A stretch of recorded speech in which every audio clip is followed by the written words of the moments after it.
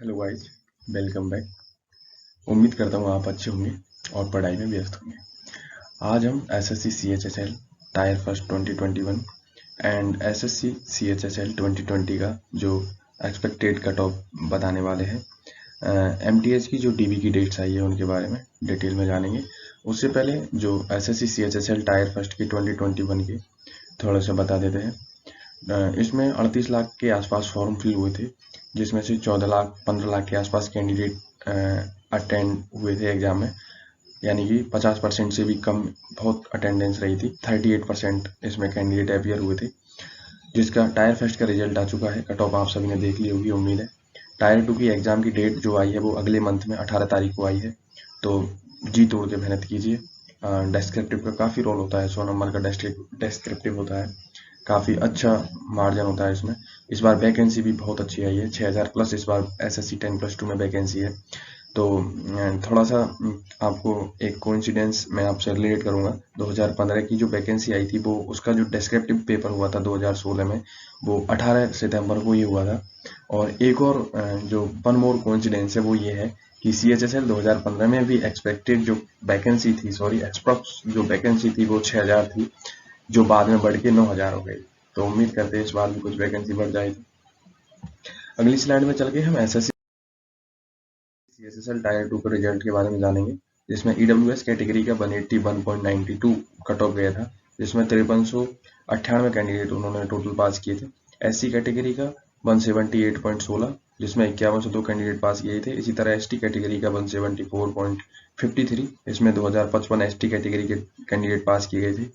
OBC के 199.66 गई थी कट ऑफ, सबसे ज्यादा कैंडिडेट इसमें पास किए गए थे, 7405। अनरिजर्व कैटेगरी की कट ऑफ 209 गई थी, जिसमें 4637 कैंडिडेट पास किए थे। 38,133 कैंडिडेट जो एलडीसी पीएएसए की जो पोस्ट है उनके लिए इसमें पास हुए थे। अगली स्लाइड में जो एसएससी सीएचएसएल से रिलेटेड एक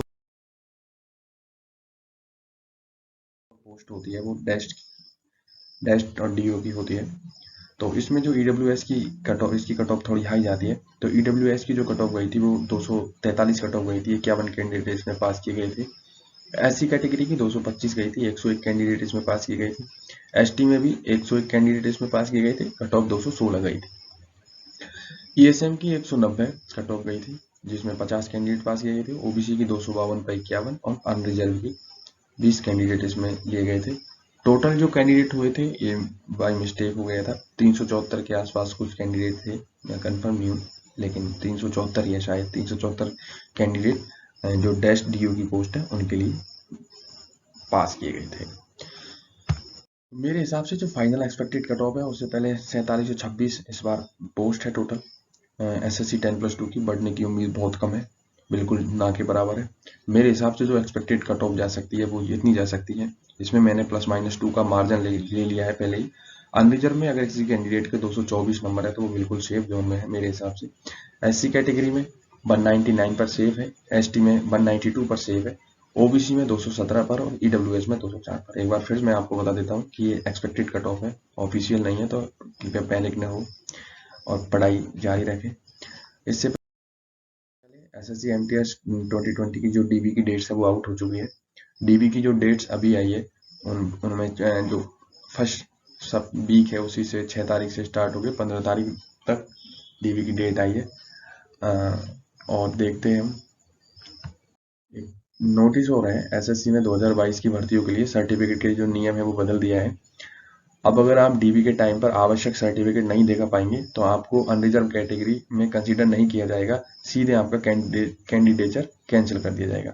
इससे पहले क्या होता था कि ईडब्ल्यूएस या ओबीसी के जो कैंडिडेट थे उनका ईडब्ल्यूएस के खास तौर पर उन्होंने अगर अनरिजर्व कैटेगरी की कट ऑफ क्वालिफाई कर रखी है और उनके पास ईडब्ल्यूएस का सर्टिफिकेट जो डेट उन्होंने दी है उसके नहीं है, तो उनको अनरिजर्व कैटेगरी से पास कर दिया जाता था। लेकिन अब उनका कैंडिडेचर कैंसिल कर दिया जाएगा, इसलिए आप सभी से डीबी से पहले अपना अपना जो सर्टिफिकेट है वो तैयार करवा ले, नहीं तो।